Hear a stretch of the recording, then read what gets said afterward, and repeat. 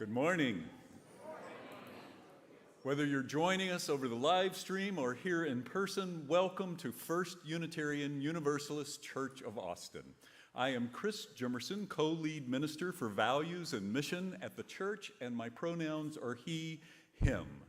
We are a spiritual community dedicated to a free and responsible search for truth, meaning, and beauty. Sometimes that search can bring up emotions for us. If that happens for you, please do what you need to do and know that your fellow congregants and I are available to you if that should happen.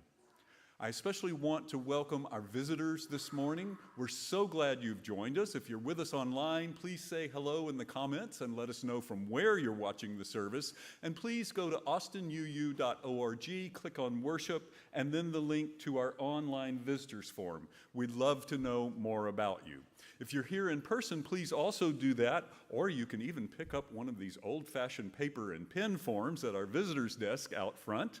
They'll be happy to collect that from you if you fill that out. Again, we'd love to know more about you, and we invite you to join us for coffee and conversation in our fellowship hall after the service. We come from a long tradition of seeing a spark of the divine in every person.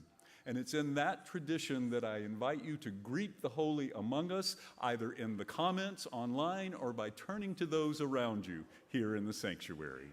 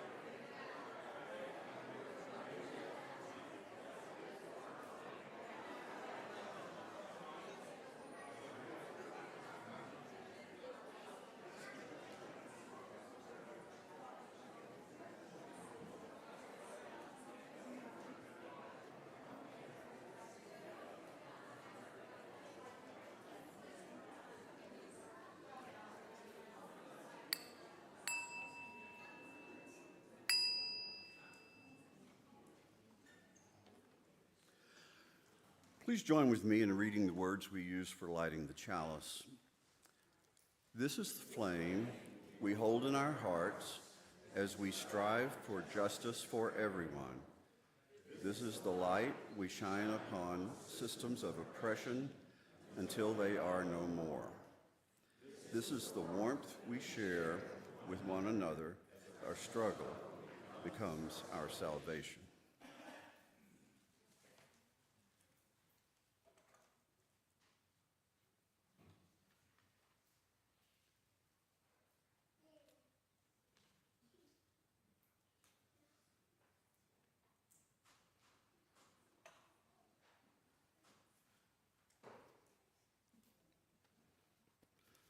Our call to worship today is by poet Barbara Crooker. I want to tell you something.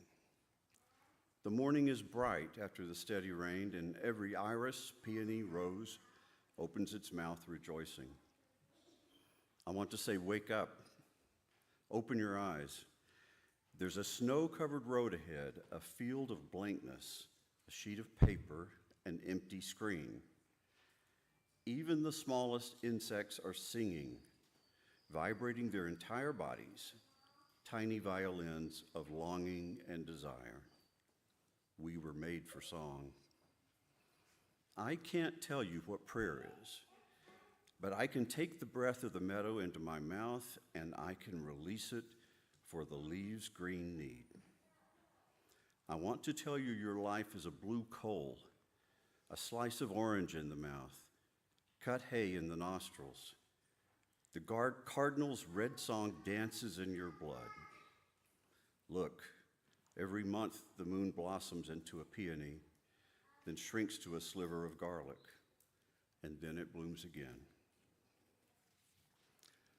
So now, if you would rise as able, We're going to sing hymn number 396, and I think Beth and Katrina are going to conduct us.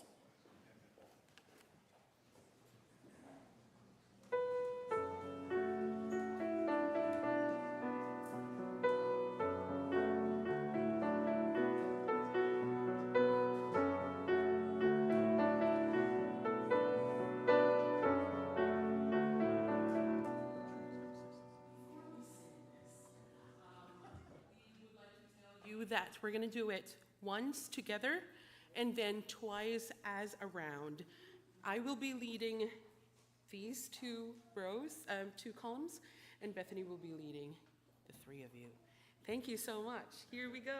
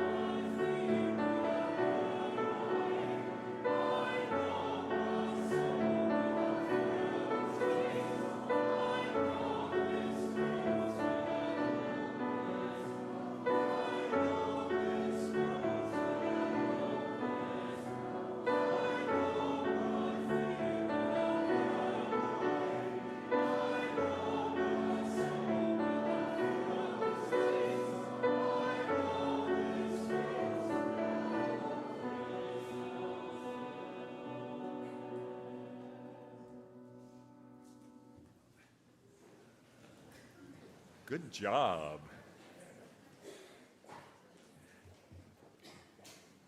This congregation has a mission. It's our common religious purpose. It guides all our decisions, our programs, and ministries. We put it on our wall and we say it together every Sunday so that we might more readily carry it in our hearts throughout the week. Let's do so now. Together, we nourish souls, transform lives, and do justice to build the beloved community. One of the things that makes that terrific mission possible is our wonderful volunteers here in the church. And now I'd like to invite Celeste from our Fun and Fellowship team to come up and talk to you a little more about that.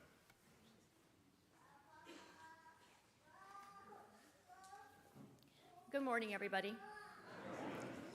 I'm Celeste Padilla. My pronouns are she and her, and I've been the chair of the Fellowship Committee for almost 4 years. I am delighted to be here today to recognize and celebrate all of you. Over the course of the last year, we've been reminded that it's not any single person who makes up this church. The minister is not the church. The staff is not the church. Rather, all of you, all of us, are this church. We are fortunate to have an amazing staff, but I've been blown away by what all of you do for this church. We are an active, engaged, informed, generous congregation. So many of you volunteer in so many ways. So I'd like to take you on a tour and show you the path chartered by fellow church members and volunteers. This tour begins before you enter the building on the church grounds. You'll see the work of the Earth Keepers, a volunteer group that helps maintain the grounds. Sometimes other small groups, like a Chalice Circle, will do a service project and spruce up parts of the grounds. As you enter the foyer of the church, you'll be greeted by friendly people and ushers, all volunteers. The Caring Committee often has cards available to sign. These are sent to church members who might be sick or who might be celebrating something big. Volunteer ushers will offer you an order of service, help you with directions, and pass the offertory plates during the service. Volunteers play an important role in the sanctuary every Sunday. The choir and the lay leader, volunteers. Many of the musicians and the AV team, also volunteers. Most Sundays, we have a volunteer speak, either for a moment of stewardship, a board of directors update, or speaking on behalf of one of the 12 nonprofits we support. The sanctuary is also used for memorial service, public affairs forums, social justice events, mindfulness practices, and more, all coordinated by volunteers. As you leave the sanctuary, you'll walk through the first UU gallery, and you'll see gorgeous art by various artists, including our own church members. You'll also see the first UU bookstore set up every Sunday. The gallery and the bookstore, coordinated by volunteers. House and Hall is party central. We hold an array of special events here: Thanksgiving dinner, ordination receptions, ice cream socials, Hogwarts camp. On Sundays, you might see volunteers from the nominating committee, the social justice committee, or volunteers working our annual auction. This space also gets used for the men's fellowship breakfast and senior lunch, all coordinated by volunteers. Volunteers work in the kitchen. Every Sunday, they keep the coffee coming and put out a light breakfast. Now, classrooms and offices may not look exciting, but the space is fundamental. It's used for board meetings, for our all-volunteer board of directors, and chalice circle groups, all led by volunteers. It's used for training sessions, like the transgender inclusion class, grief support group, the LGBTQ community heart circle, religious education courses, and our very own eclectic folk jam group, all coordinated by volunteers. As you exit, you'll often pass through the courtyard. We've used this space for countless Halloween parties and for Celebration Sunday, both of those coordinated by volunteers. A new vegan interest group provided samples of vegan voodoo donuts just recently in the courtyard. And during the pandemic, this space became a much-needed, informal, safe space for small groups to gather. Now, it's important to know that even when you leave the church grounds, the presence of First UU volunteers is still very much alive and visible. This work can be seen at U Bar U, at People's Community Clinic, at our nation's capital, working on behalf of immigration rights, at MLK Day marches. Volunteers also serve dinner at the Arch every Sunday, and they work at Inside Books. And First UU volunteers stood on the side of love with UU members around the state at our state capitol during the most recent legislative session. This tour, this path chartered by volunteers, is just a sample of the volunteer work that you are involved with. On any given day, there is a church member volunteering their time and talent to carry out our mission of creating the beloved community. We see you, we are grateful for you, and we thank you. And at this time, I would like members of the Fellowship Committee, Catherine Govier, Amanda Ray, and Joseph Milam Cast, to come up and read a short piece.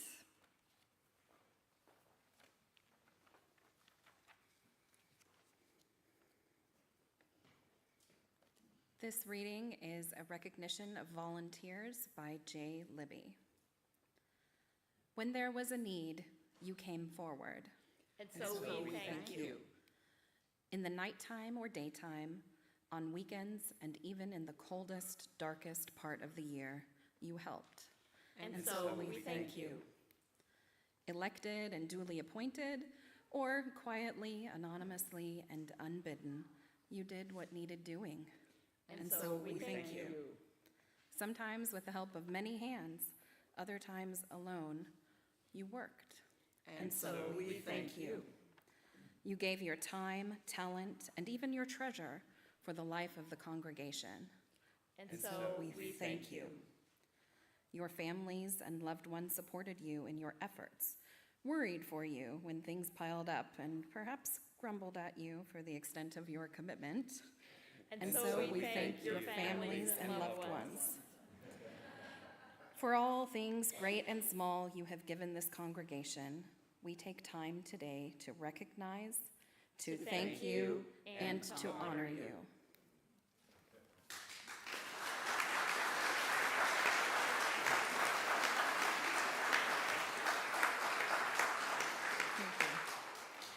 This is a really great group.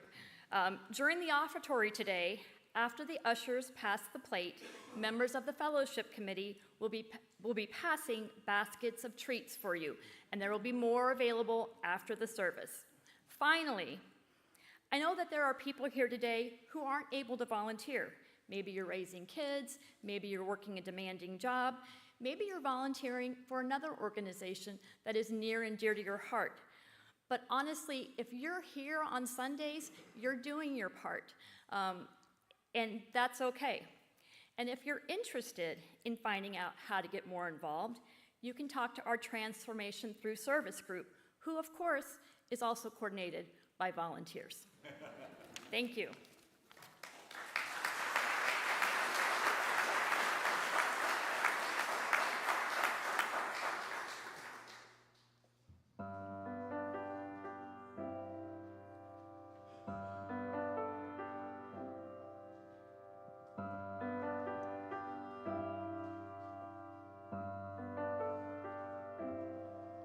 There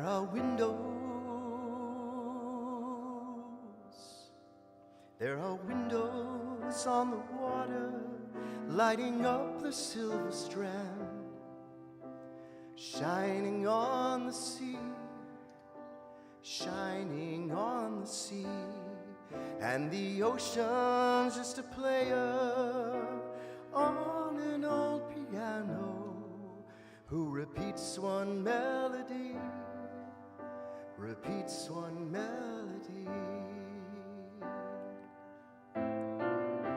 And I belong on the shore, hustling nickels and dimes, 'cause it ain't long before it's gone. You might as well have a good time.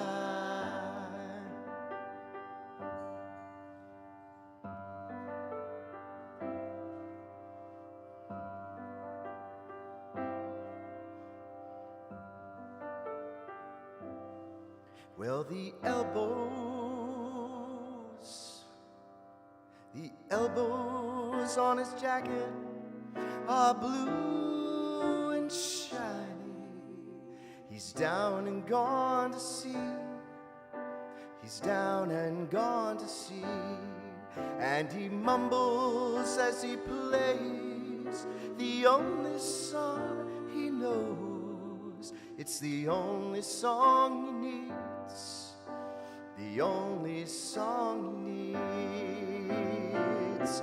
And I belong on the shore, hustling nickels and dimes, 'cause it ain't long before it's gone. You might as well have a good time.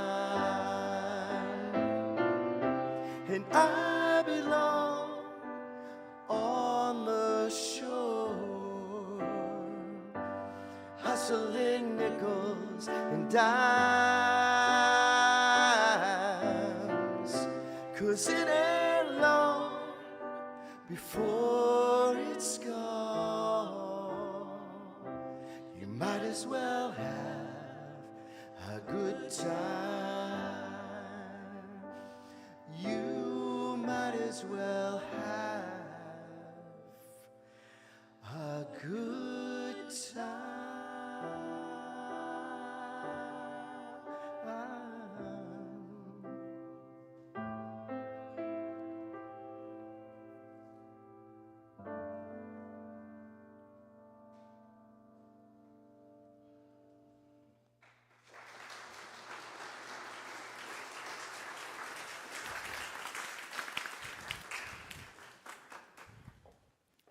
Good morning. I'm Kelly Stokes. I'm the Director of Lifespan Religious Education, and I'd like to invite the kids to come up and join me. We have a story for all ages this morning, but the kids get the best view if you'd like to come up. Come on. I know the seats are really comfy. So we're talking about delight today. And sometimes, delight is we find things, right? We might find a flower on the ground growing up through a sidewalk, and it's just really delightful. And sometimes we create delight. So like right now in our program that we're going to go to in a few minutes, we all come together, all ages from 4 all the way up through high school. We come together to make things of delight for each other. And that's what we do when we're at church, right? Some things we come and we find, and they're delightful on their own, and other things we create together. So today I have a story about creating delight together. This is called Hey Wall, a story of art and community by Susan Verdi, and the pictures are by John Parra. And if you want, I'm going to hold it like this. If you want to come closer, there's plenty of room so you can come see the pictures. Hey Wall, you are big, a city block big, my city block. Maybe once you were full of style, but no one has taken care of you. You're nothing to look at. You are cold, old, empty. Is there much delight in this wall? No. Hey, Wall, in the fall, James and I skateboard past you as fast as we can on the way home from school. In the winter, the dirty snow piles up in front of you. No one shovels. Danny and her friends on the block build their snowmen on other sidewalks. In the spring, Grandma Addie drinks iced tea on the stoop. She talks of a time when our neighborhood was beautiful, when you were beautiful. In the summer, the ice cream truck rolls by. We chase it to a spot far from you, where we let the ice cream melt on our tongues. Has anyone done that lately? That's a thing of delight, ice cream, right? Each day we all keep our eyes down. We cheer for the tiny flowers pushing through the cracks in the sidewalk, reaching for sunlight. No one looks up at you. There's nothing to cheer for. You are only lonely concrete. Hey, Wall, when we are inside with family, friends, and neighbors, there is love, there is joy. Can you smell what's cooking? We are eating together. Can you hear the stories we share about the way things used to be? We are telling jokes, belly laughing. Can you hear our music? We are salsa dancing, we are hip hopping, we are dizzy from spinning. We want to take it to the streets, but you don't dance, you don't laugh, you don't share your stories. Hey, Wall, guess what? I'm ready to change all that. I've got my pencil, I've got my paints, I've got my dreams. I am a writer, a creator, a game changer, a wall changer. James and Danny brought their sketches. Grandma Addie brought her memories. We've all brought our ideas and imagination. We give you one last look, and then we begin. I call to my family, my friends, my neighbors. We stand right in front of you, staring you down. You are our wall now. You've become our blank canvas. Your cracks and bumps and rough edges are our clean slate. Up on ladders and way down low, soon we have filled you with colors, creations, energy. You are stone, but you don't have to be hard. Hey, Wall, look at you now. You are beautiful. Now you tell the real story of us. And together, we are something to see. Hey, Wall. Together, we can create something beautiful too. Will you come with me and we'll go make some fun and beautiful and delightful things? Yeah, great.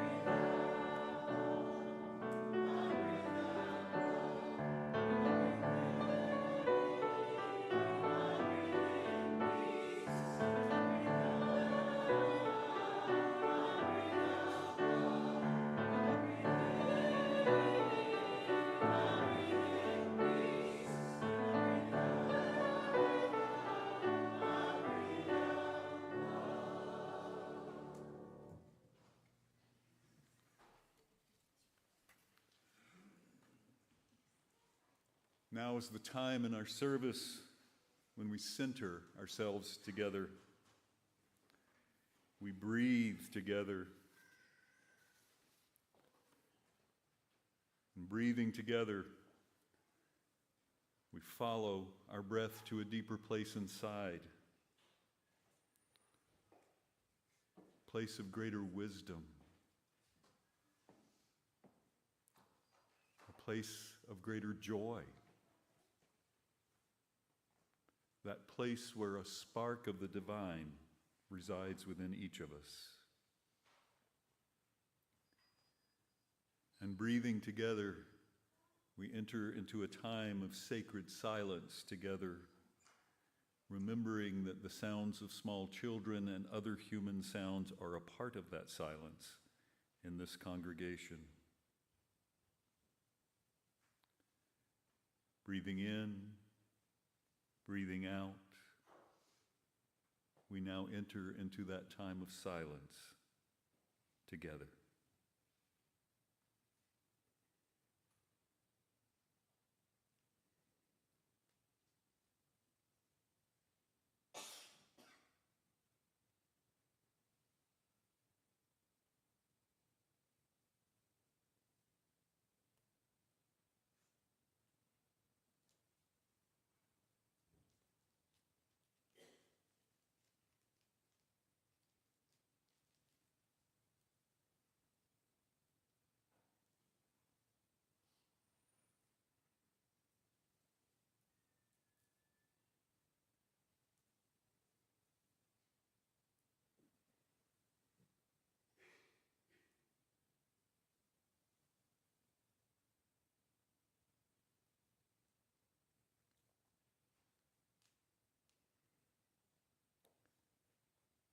In a moment, when our music starts, I will invite you to light candles in our window. As we light our candles, let us hold the family and loved ones of Alice Cashman in our hearts as we all mourn losing her. A memorial service will be held for Alice on July 1 at 2 p.m. here at the church. Please also hold our LGBTQ beloveds in Uganda as they suffer under harsh new laws, including the death penalty for aggravated homosexuality, laws promoted in their country by far-right zealots from our country. Finally, let us acknowledge both the joys of those celebrating Father's Day today, as well as those who may be feeling loss, hurt, or estrangement on this day. I invite you now to light candles of joy, sorrow, remembrance, hope, and when the music comes to a close, to maintain the silent meditation.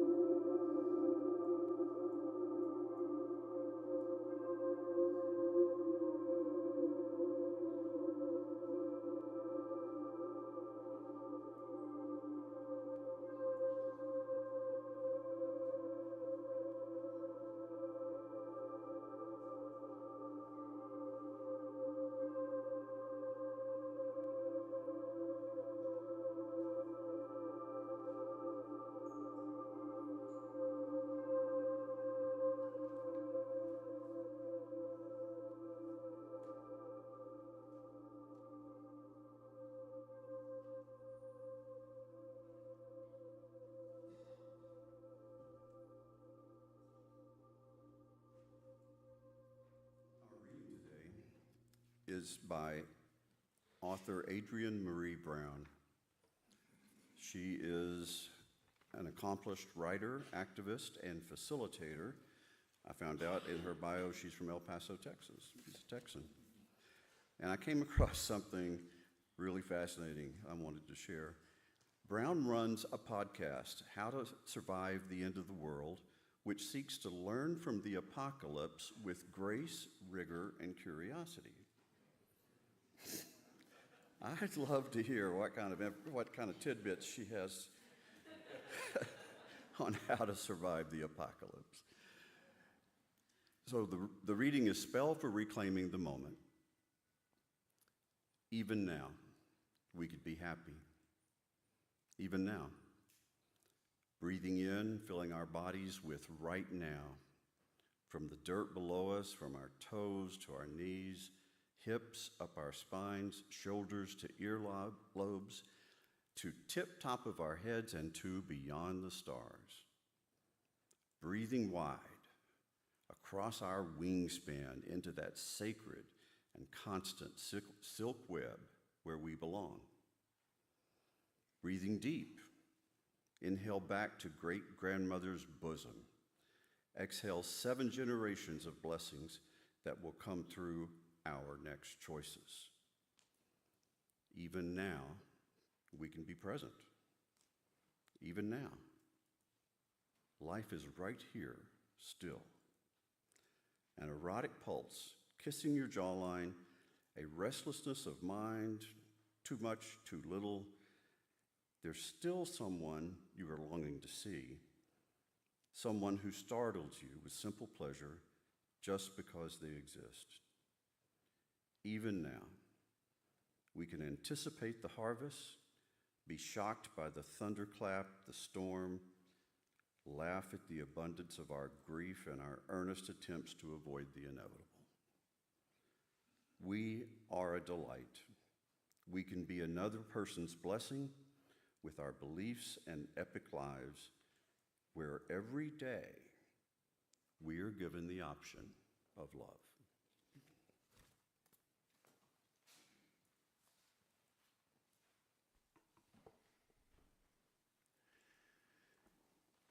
How would you define delight?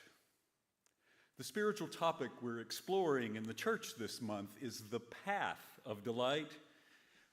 I have to admit, though, when I first started thinking about this, I had trouble defining exactly what we mean by that term, delight. I know what it is. I know when I experience it. And yet, how would I put that into words? Is delight different than joy or happiness? And if so, how so? What path or paths transport us to delight? How is delight related to our spirituality? Well, I was lucky when in the midst of this struggle, church member Carolyn Grimminger told me about an episode of National Public Radio's program This American Life titled The Show of Delights. In it, Bim Adewunmi, a producer for This American Life, hosts the episode after sharing her own thoughts about delight. Adewunmi was born in London to parents who immigrated from Nigeria. She talks about learning to organize her life around actively seeking out delight. This, despite being raised oh so very British, which caused many to go off in her head as if to say, enjoying yourself a bit much there, aren't you, dear? She tells about how discovering a collection of essays, The Book of Delights by poet Ross Gay, helped her to embrace the path of delight. She interviews Ross Gay for the show, saying that his book offers up many thoughts on what delight is or what it could be, but it never defines it explicitly.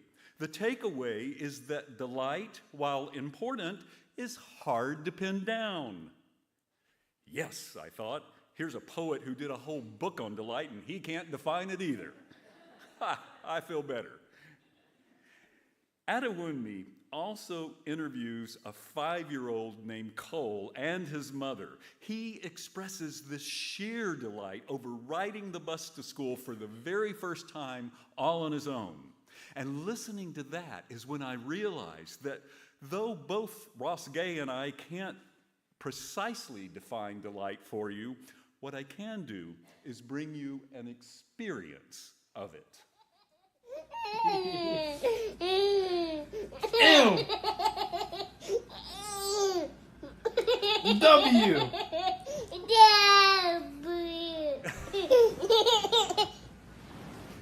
M W M. This is an M. Make an M. Give me an M. You ready? W.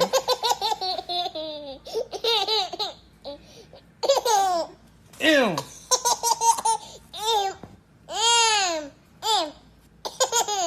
W. I think every time I experience delight now, I'm just going to cry out, W! Actually, though, I think that might be one of the things that is distinct about delight. While joy and happiness are obviously a part of delight, this childlike letting go of all other cares of the world, of being attuned to the delight presenting itself in the present moment, seems to be a unique aspect of this experience. Delight comes to us when we give ourselves over to it, when we quit carrying the cares, the worries of the world as we did when we were children. I love how Adewunmi describes organizing her life around seeking out delight. I think this may be one of the ways that following the path of delight is spiritual. Life's pain and disappointment and loss and sorrow will come. In fact, delight and brokenheartedness may not exist one without the other. So this practice of actively seeking delight helps carry us through when things get more difficult. Adewunmi interviews a wonderful woman, Noriko Meek. Noriko spent most of her adult life nurturing her husband and children, including several years during which she took care of her husband as he slowly wasted and eventually died of cancer. After a period of intense mourning, Noriko has finally discovered new life at age 72, life that is, as she puts it, just delightful, you know? She says now she allows herself to do what she wants when she wants. She hikes, she travels constantly, she's seeing the world. Now, though, she says she also allows herself to experience delight in even the mundane. Her heated toilet seat, her ballet class for seniors, eating discounted donuts for breakfast, reading biographies in bed for 2 hours every night. And in all of this, Noriko Meek has discovered another spiritual aspect of following the path of delight. It enables us to experience the transcendent in even the seemingly mundane. Our poet Ross Gay discovered this while creating his book by writing an essay about something delightful every day for a year. Here is part of what he described on the very first day as he visited a favorite coffee shop. A cup of coffee from a well-shaped cup, a fly, its wings hauling all the light in the room, landing on the porcelain handle as if to say, notice the precise flare of this handle, as though designed for the romance between the thumb and index finger that holding a cup can be, or the light blue bike the man pushed through the lobby, or the top knot of the barista, or the sweet glance of the man in his stylish shorts, well-lotioned ankles gleaming beneath walking two little dogs, or the woman stepping in and out of her shoe, her foot curling up and stretching out and curling up. Transcendence revealing itself from amongst the everyday. And whether it emerges from the everyday or out of life's larger experiences, such as witnessing the birth of new life, delight comes to us more often if we engage in this practice of recognizing it. Again, in Ross Gay's words, it didn't take me long to recognize that the discipline or practice of writing these essays occasioned a kind of delight radar. Or maybe it was the development of a delight muscle, something that implies that the more you study delight, the more delight there is to study. Now, here is one more spiritual aspect of delight. It is an essential part of our humanity, of our interconnectedness. Gay says that we are negligent if we don't share our delights with one another. And we so often find delight in being a part of something larger than ourselves, something that contributes to a greater good. In our story For All Ages earlier, delight emerged as much or more from the creativity James and Danny and their community had engaged in together as it did from the finished product.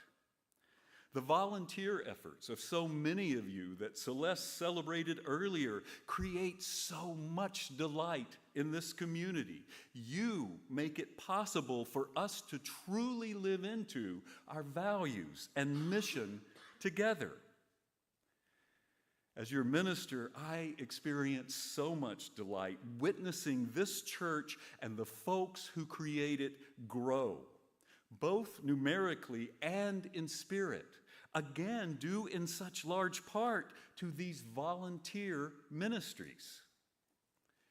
And that delight happens both within these church walls and beyond them. Not long after I began ministry with the church, I'd gone to Boston to attend the first-year ministers' retreat that our Unitarian Universalist Association offers at their offices. I was at the airport for my return trip home when my cell phone rang. It was our senior minister at the time, Meg Barnhouse, calling to let me know that the church was going to offer immigration sanctuary to Sulma Franco, invite her to live in the church to try to prevent her being deported to her home country of Guatemala, where she might be harmed or even killed because she had publicly advocated for LGBTQ rights while still living there. Meg wanted to know if I would be okay with that, as if I had a choice, but that was Meg. And she knew that I would be more than okay with it.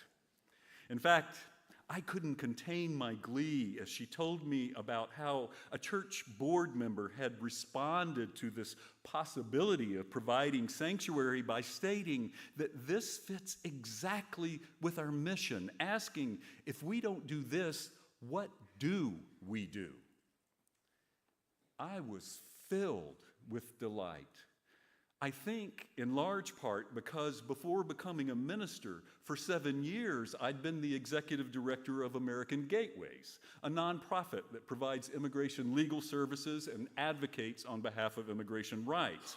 And I'd carried that into my ministry. When I did my internship at Wildflower Church, I helped them set up immigration detention center visitation programs and several other immigration-related ministries. Immigration justice and the struggle against the racism and bigotry so embedded within our immigration system had become just a part of what drove me as a person and as a minister. So there I was in Boston Logan, teary-eyed and gleeful over this church taking such a faithful leap of justice. I think I may have squealed a little like the small one in our video earlier because folks at Boston Logan were staring at me like I was having some sort of crisis nerviosa, not knowing it was actually a fit of delight. And I felt much the same way recently as our folks participated in actions at our Texas state capitol. Despite some really, really terrible things that were happening this legislative session, there was a sense of exhilaration sometimes that arose from showing up as UUs, joining together with so many other solidarity partners in a co-conspiracy of radical love crying out for justice, justice that we will eventually bring about.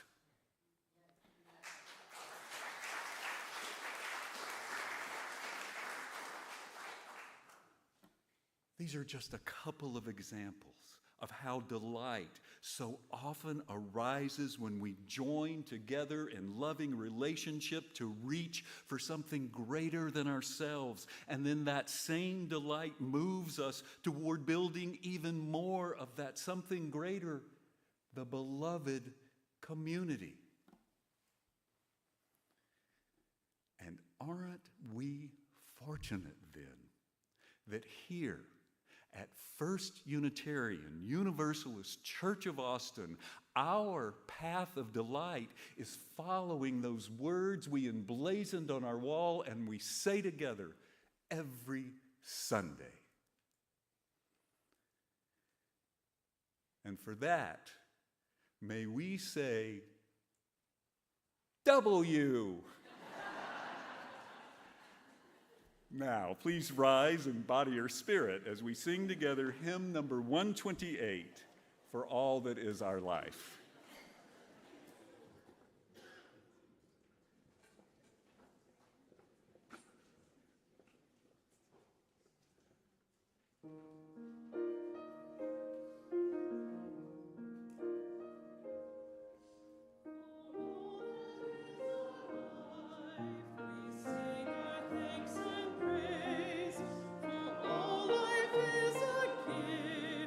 Which we are called to use.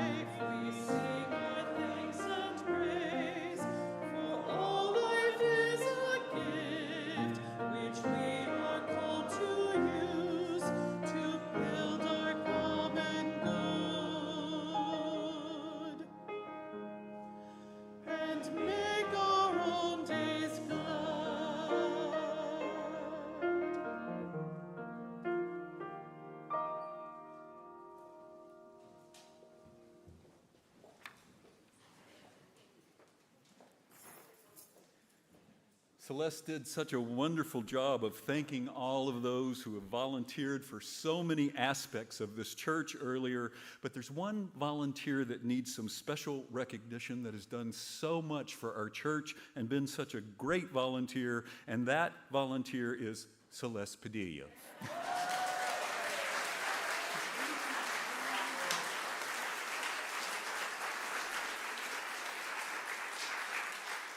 She's been chairperson of the Fun and Fellowship Committee for several years, and so many of us have enjoyed the times we've spent together for various celebrations. So again, please join me this morning in thanking her for putting together that wonderful video and presentation and for all that she does. Thank you, Celeste.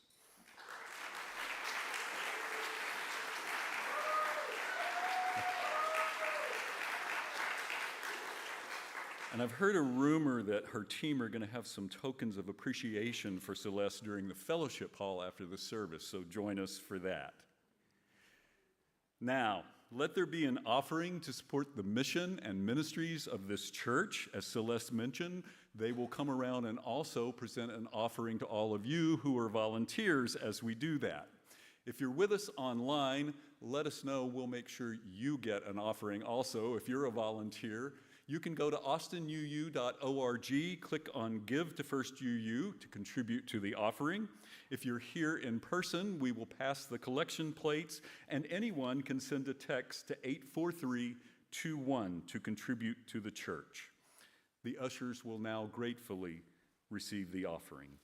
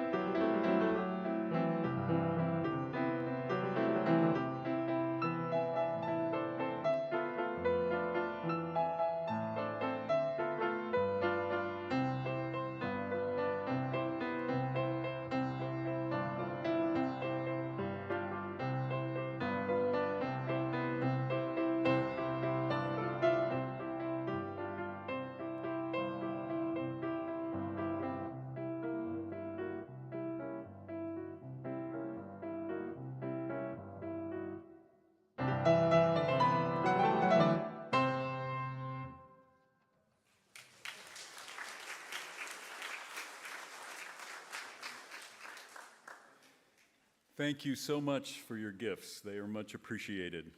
Have a few things to let you know about going on in the life of the church. First, the town halls to discuss the possible sale of part of our church property will be held next week, starting on Sunday, June 25th. There'll be an in-person meeting at 12:30 in the sanctuary, and then on Thursday, June 29th, there will be a Zoom meeting at 7:30. Apologies for all the changes. Find Dave Reel at the board table after church in Housen Hall if you have any questions. Tomorrow is Juneteenth, and some of your fellow church members will be participating in local events. See the Friday email newsletter for a link to information about the closing celebration. We just completed our first silent auction in 4 years, and thanks to many of you, the auction brought in about $5,600. Not too bad for a first time back. The team for the auction wants me to let you know that if you won one of those prizes, pay up. In addition, an anonymous donor has promised to help us bring the total to an even $6,000. So, though I can't name that person, their initials are Wayne Bachman.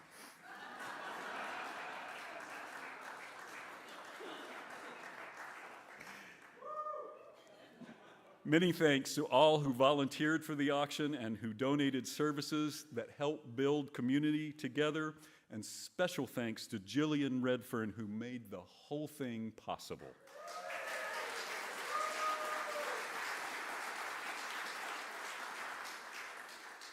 Finally, I will be out next week to attend our annual UU ministerial meeting and then our annual UU General Assembly. I will have my church cell phone set on stun so I don't interrupt the procedures in case anyone needs to reach me in the case of an emergency. Someone double underlined and bolded that.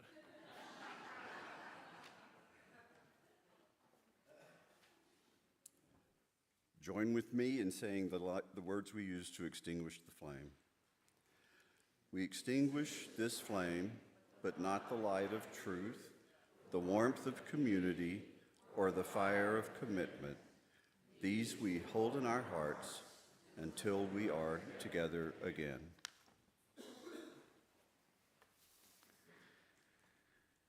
For our benediction, I leave you with some words from a Hindu text, the Vijnana Vairvatantra. I have been listening to the hymns of creation, enchanted by the verses. Yet still I am curious, what is this delight-filled universe into which we find ourselves born? What is this mysterious awareness shimmering everywhere within it? Go now into that delight-filled universe. Shimmer everywhere within it. May the congregation say amen, amen. And blessed be. Go in peace.